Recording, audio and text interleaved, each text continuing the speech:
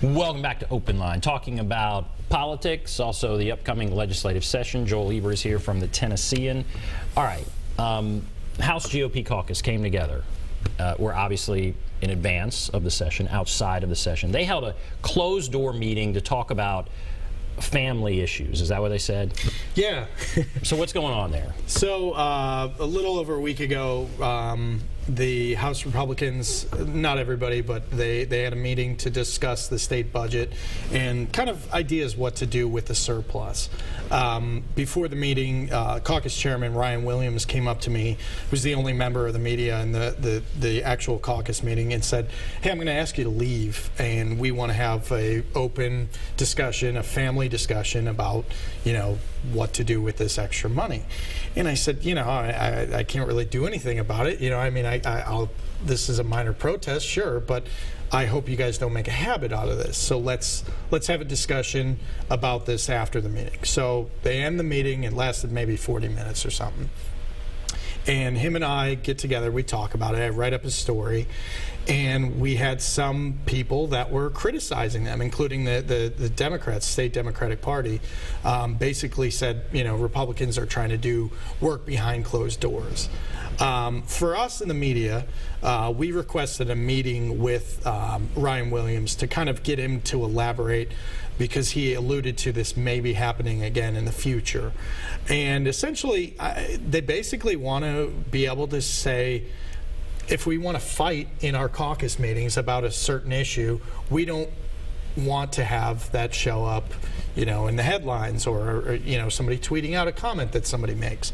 And so I think this was an attempt, according to Williams, in a meeting today he had with several of us in the media, it was an attempt to appease some members who felt that there was a fracture in the Republican caucus in the House, and they want to be able to coalesce their thoughts and come out with a sort of more unified idea. Sure, they don't want to fight in front of people. Now, it's great. I'm glad you were there. I'm disturbed you're the only member that was there, but I'm glad you were there.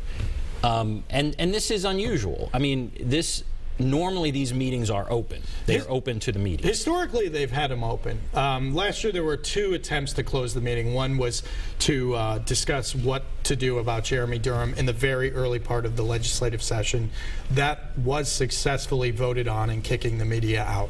The second meeting was basically about an end-of-year bill that they were trying to advance on the final days of the session. That effort actually was voted on, and they didn't succeed in it, so it stayed an open meeting. I think the issue for a lot of us in the media was, is this a way to kind of control the message? Is it something that they are voting on policy, on something that that affects the taxpayers? And if they're doing that behind closed doors, we think that we should probably stand up and say, hey, this isn't being done in the Senate, which has a rule that says all caucus meetings have to be open. And again, historically, they have not done it in the House. House numbers are and Senate numbers are so large that they could just have a closed-door meeting and settle all business. Yeah, yes, yeah, absolutely. Settle all business, and you wouldn't, and they could come out and take a vote, and everybody just happy, but you wouldn't see kind of how it comes together. And that's sort of the problem is, when you go to some of these legislative meetings, they have these things called pre-meetings, and it looks like a lot of the decisions that are made in regular committee meetings are actually decided beforehand, and that's because they bring them up in these pre-meetings. So, I think it's really, we want to be able to have the press around so a lawmaker can float an idea out there, and we are there to listen to it so, constituents from throughout the state can hear that. So to kind of shut out that element we think it's a dangerous precedent. We've come to an agreement with Chairman Williams where he said if they hold any caucus meetings before now and January 10th, he's going to give us 24 hours notice if they're going to have a closed-door meeting.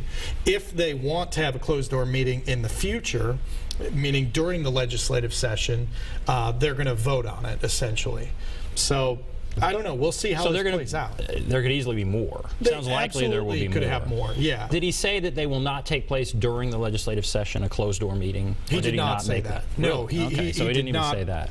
Right. He just said if they were to have them, they would notify us in advance. So the family issues they were talking about, you said there was discussion about how to spend some surplus money. One of them was, and another thing that Chairman Williams told us today was to discuss TEMA, how TEMA handled the fires in Sevier County. And, you know, again, when we heard that, it's like, there's a lot of interest in that issue. That's a pretty important issue. So why shouldn't the constituents throughout the state hear what they're discussing? His argument, again, was family matters. So, All right, that's very interesting. We'll definitely continue to follow that. Internet sales tax. So we had a caller earlier, Jay, asked about the gasoline tax. Yep.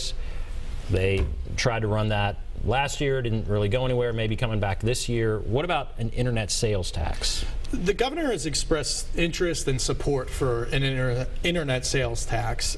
We think that it's going to be part of his legislative package, which will be introduced in January. That's kind of something that, again, I think it's a tough sell for lawmakers to go back to their base, their constituents, and say, we've got a surplus, a budget surplus, and we want to tax people more. Now, the issue with the internet sales tax is the governor, again, trying to be a leader, saying, you know, this is something that our state is losing out on. Other states around the country are taking this money. In Colorado, just the Supreme Court decided this week, by not taking a case, that they are affirming that this internet sales tax collection is constitutional. They're going to allow it. So I think you're going to have more states throughout the country have these kind of measures introduced and pass. And I think the governor's just trying to get ahead of this. But I think there could obviously be some hesitation by lawmakers on this. So the implication, all right, there's an internet sales tax. How does that affect, you know, me and our viewers? It means if I buy, well, what does it mean exactly? So the idea is when you buy something on Amazon, that you are not essentially the purchaser, not paying a sales tax as if you were in a brick and mortar business. So if you go to a restaurant, you're paying, you know, a sales tax for that. And so they're trying to make up for that. You know, a company that is not based in this state, that is selling items on the internet, a lot of it, you know, will be paid for by people that are out of state, though. So it's really not something that some folks feel like it's going to negatively impact only Tennesseans. It's something that is a national wave. But, you know, and we're talking about a very small tax. We're not talking about a lot. Right. But right now, it differs from state to state. Correct. In other words, if I were in Colorado, correct, I would pay a tax. If I'm in Tennessee at this moment, I don't. Correct. Well, that is interesting. And I would see how that would definitely get some debate going. Oh, yeah. What do you think will be some of the big issues this session? So, you know, I think both of those things, the gas tax, the sales tax, the internet sales tax, are going to be major components and discussion points. You might have some sort of back and forth where some Republicans may come up with another idea on that. I think we're absolutely going to see some marijuana legislation like we've seen in the past. Today, you had Steve Dickerson and Jeremy Faison introduce a bill that would allow for medical marijuana in Tennessee. They've introduced bills like this in the past. Republicans have. And I think you're going to see other attempts on marijuana to push back against what Nashville's tried to do, was, you know, have a fine essentially for just carrying small amounts of marijuana. Right. It's not decriminalized. It's not quite decriminalized. It was lower the penalty associated. Right. And so I think you're going to have some Republicans that are like, you know, we need to have some of these interesting ideas. Other ones are just going to balk at it entirely and say no. Criminal justice will absolutely continue to be an issue, criminal justice reform in the upcoming legislative session as well. How does that look? How does the Republican Party plan to reform the criminal justice system? It's incremental. I mean, last year we had a DUI fix that ended up putting us into a special session. That was one component of a larger idea. The governor put in more money for drug treatment programs in his budget last year. That probably is going to happen again this year. There's going to be stuff to combat the opioid epidemic. Some of it will be Democrat-led ideas, where they're going to want to change some things in terms of prison sentencing and parole board. And so it's going to be a lot of give and take. I think it will be piecemeal legislation rather than wholesale changes, but that's probably what's going to happen. Nashville has some real interests at stake in the upcoming session. Do you think, what do you think some of those things are? Do you think transportation will be out there? Yeah. And the marijuana thing and guns in parks and all. There's this tension there between Always. Nashville and the state. Yeah, no, there's always this tension between Nashville and Memphis, between the big cities and the state. And I think it's interesting when you look at the gas tax issue. It's an area that, what are some of the most up-and-coming parts of the state? Williamson County, which is represented by Republicans. They would benefit probably from a gas tax increase because that might help them get some of the infrastructure and the transportation fixes that they need. But we'll see if Glenn Cassida and Jack Johnson will make that sell enough. Nashville absolutely, though, is going to probably see some pushback from Republicans in terms of the marijuana issue, definitely at some point in this session. So our Metro Council has passed one thing, and now you have the Attorney General. He came out and said, what didn't he say that's not appropriate or something to that effect? He called it unconstitutional. So that's definitely not appropriate. He says it's not constitutional, but Metro is still doing it. Is that right? Yes. And so the idea behind that is, I think what will happen now is you're going to have Republicans just go a little bit berserk. They're going to. I've heard one lawmaker say they want to punish any city that doesn't follow the state's laws by removing I think it's transportation funding to it, which is just kind of an extreme idea. That's going to scare the city, but the city's probably either going to have to take it to court or settle this in some other way, because as we know, Republicans can pretty much wave the wand and get whatever they want done. That is going to be an interesting. That's very interesting. Okay, let's go back. Let's go to Brian here. Hello, Brian. Hey, yeah, isn't Tennessee unique in that most states, one of the most large, populous, and wealthy cities is normally not the capital? And in some sense, you can look at, some people may think that, well, the mayor of Nashville is a de facto governor of Tennessee, but that's not true. I think that eventually they'll get around to the medical marijuana thing. But what do you think about a supermajority, running the legislature? What is the effect of that? And then the tax thing, you might as well forget about that, because in the history of the world, no political body has ever rescinded a tax once it's been put in place. So that's what's great about Tennessee, is the low taxation. That's why it does so well business-wise. And I'm an old Goldwater Republican. And I just have some concerns about a supermajority, just because you'll have some goofy things happen, like you saw this last year.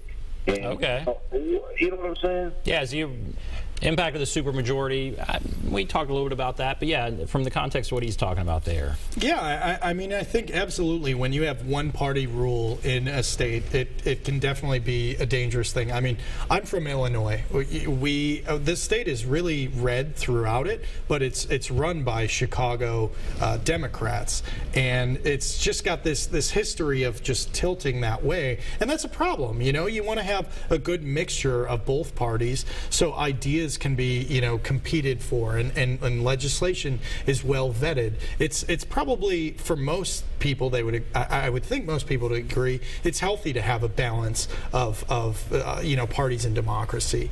But I think in terms of Nashville, we've seen this before. We've seen for several years where the Republican-led legislature will specifically go after the largest city in the state, which is really propping, economically helping the state out the most. But that's something that it's just kind of a casualty of the situation we're in right now. Maybe someday it will flip, but not in the near future, it appears. Even in a state like Illinois, did you have margins as large as what you see now in Tennessee? At one point, definitely, but not anymore. We've got a Republican governor there now, and that combats the Democrat-controlled Senate and House. But that's something that here in Tennessee is very, very unique, very different compared to where I've been before. Obviously, other states around us are the same way. You look at Texas, we're kind of the same situation as them. You've got a Republican governor, you've got Republicans in Congress, you've got Republicans in the state house. As far as the issue on the largest economic boom behind the state being a state capital here in Nashville, it's interesting because I used to work in Pierre, South Dakota, which is a town, and it is Pierre, not Pierre. It's the capital of the state, and it's a town of 17,000 people, and it's definitely not the economic boom of that state. So it is interesting to see kind of the difference between those two. Now, see, that's fascinating. We can talk about that. I'm fascinated, and I thought it was Pierre. But Nope, it's Pierre. Okay, that's great. All right, we're going to take a break, come back, and now we're really going to go through a lot of bills. All right, gun bills, all kinds of stuff. Take a break. Be back right after this.